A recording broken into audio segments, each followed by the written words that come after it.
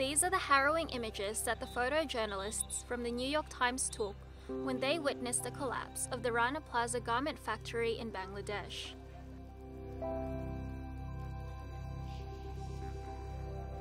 Millions of workers are taken advantage of in sweatshops all over the world.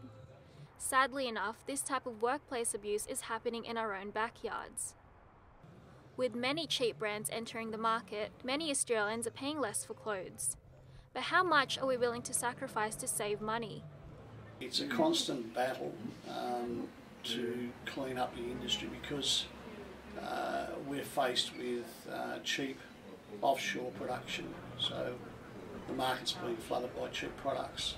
Even though the industry has shrunk hugely, what is left in the industry is under huge pressure to try and compete. And one of the ways they try and compete is to find cheap labour locally. And the only way that can happen is if people are being underpaid. My name's Angela Zhang. Angela was a journalist when she was living in China. But when she moved here, her poor English skills stopped her from finding a similar job. Because of this, Angela started working as an outworker. Work is very hard and the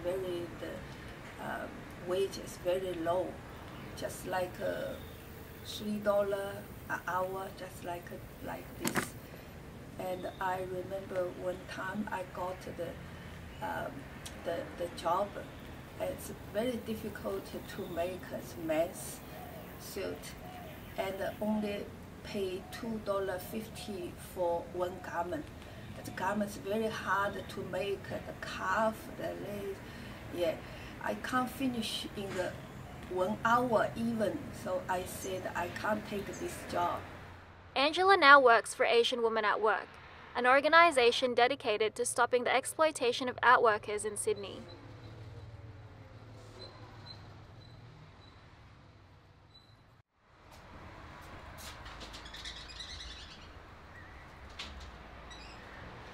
So they can't get the insurance, they can't get the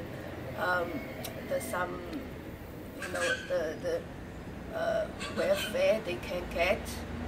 So they feel very, very stressed, cause many health problems. So now they retire and they join our activity and painting or singing or dancing. They just want to recover and they can get the health better. Big, who also works for Asian Women at Work, also did a stint as an outworker when she arrived in Australia.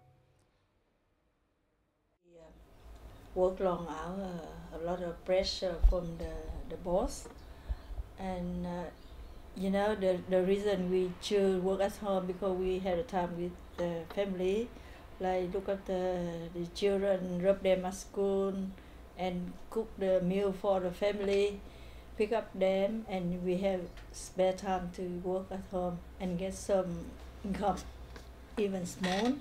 But the problem, like the order, the boss always push us too much, and sometimes the urgent order we need to work more than 10 hours per day.